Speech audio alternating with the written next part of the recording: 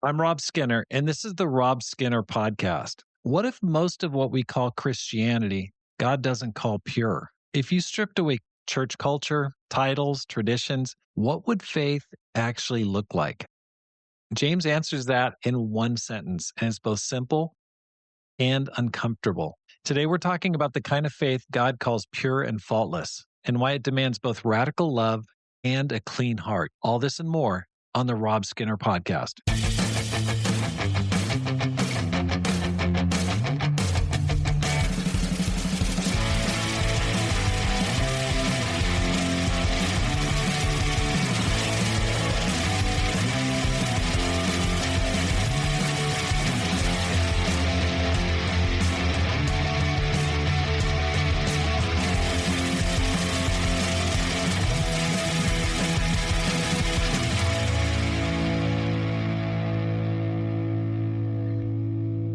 Welcome back to the Rob Skinner Podcast. My goal is to inspire you to live a no-regrets life, make this life count, and multiply disciples, leaders, and churches. What does real Christianity look like? If you stripped away the labels, the traditions, the church culture, what would God actually call pure religion? James gives us the answer in one sentence: to look after orphans and widows in their distress, and to keep oneself from being polluted by the world. That's both simple and challenging. Love people who need protection and keep your heart pure in a polluted world. The first half of this verse is a call to action.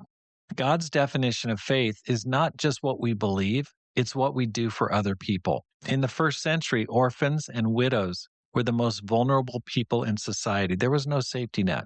There's no social security. There's no old folks home for them. No inheritance, no protection. And James says that's where pure faith shows up, right there in the pain, the loneliness, and the need. And I read a book, I believe it's by Rodney Stark, I believe that's his name. He talked about the growth of the church in the first several centuries, and they attributed it to the fact the Christians were so devoted to doing good. It was impressive. It was such a convicting testimony to the power of their faith.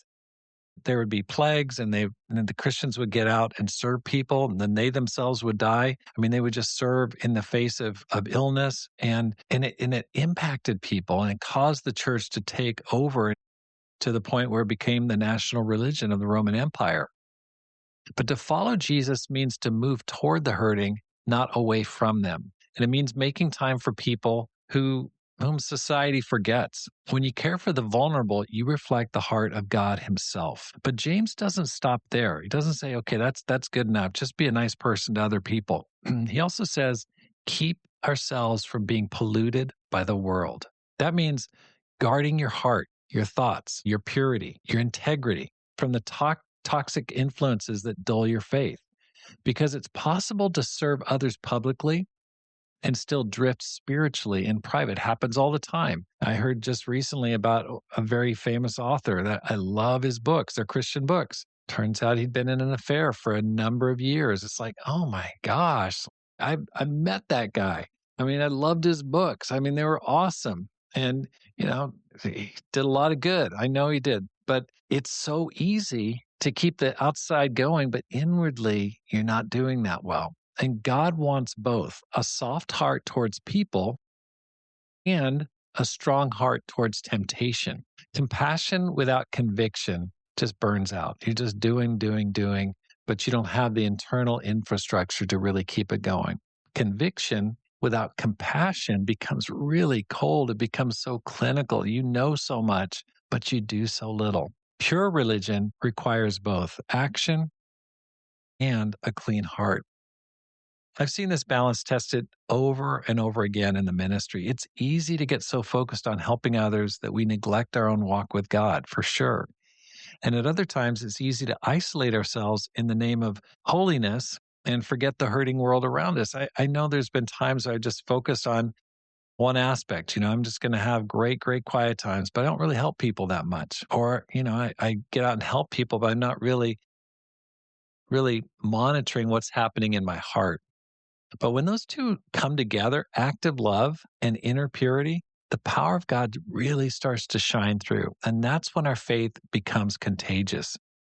Recently, Pam and we went to a soup kitchen and we just started, we got to help. We got to do something. We've been real active in the mission, saving souls. That's good. That's a great way to help people for sure. But that's not the only thing. I mean, I don't think helping people is my mission in life, but it's certainly one aspect of Jesus's character that I need to put in practice. It just felt good to go serve people and help out. And we're going to continue to weave that throughout this year and go and help, people who need help. There's a lot of homeless people here in Boston. When I walk out of my building in the morning, it just smells like marijuana. I mean, it's on the streets everywhere. It just stinks. I started carrying cash to help all the street people, just so many beggars all around here, just drifting around on the streets. And it's so easy for me not to carry cash. I rarely use it, don't really need it. I use my card, debit card or credit card so much more often. But I just had to go to the bank because I'm like, I can't give them a credit card. I need to give some money. And I know that I'm sure that they've got really bad habits that have led them to where they're at. But Jesus said, hey, don't turn away from the person who asks you. I'm not going to ask questions. I need to give for my own heart, for my own sake, instead of being a hard-hearted miser. I'm also working on cutting out the pollution in my life. So I'm trying to keep my skin in the game here with serving people, but also just cutting out the pollution in my own life. Like I think I've mentioned before, I'm putting my phone to bed at 9:00. My phone, I just plug it in right over here and just leave it. So I'm not scrolling in bed at night. I don't see something I shouldn't be looking at. No screens after 9:00. That's what I'm going after. And also just more careful screening of what I'm looking at, what I'm consuming with my eyes. Super, super important. I want to keep my heart pure because I feel like, listen, I know God has good works prepared in advance for me to do. I'm Christ's handiwork, created in God's image to do good works, which he's prepared in advance for me to do, Ephesians 2:10.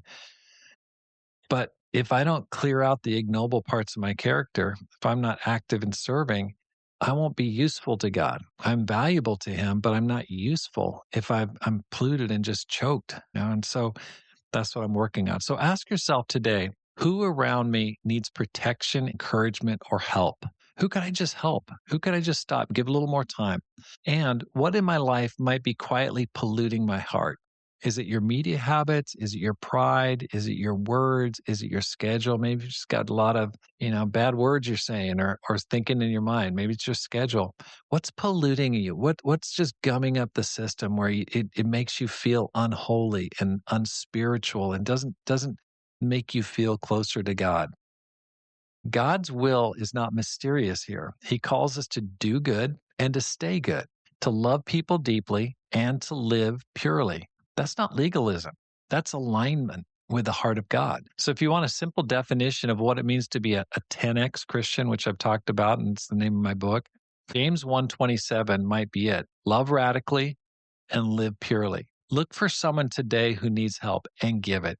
Don't run away. Don't ignore. Don't cross the street.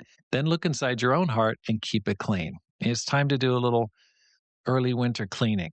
And that's the kind of faith that God says is pure and faultless. And that's the kind of faith that changes the world. Thanks for listening. Here's how you can help support the program. Go to my website, robskinner.com, and sign up for a newsletter. I want to keep in touch with you. I'm really trying to just build connections. And there are so many people. I have almost 250,000 downloads on my website or my podcast, which is awesome. But there are many people that have listened and I haven't kept in touch with. I want to keep in touch with as many people as possible. I want to be an encourager. I want to be a builder upper.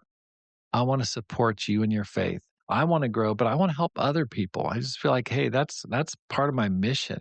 I want to inspire you to live a no regrets life, to make this life count, and to multiply disciples, leaders, and churches. Have an awesome day and make this life count.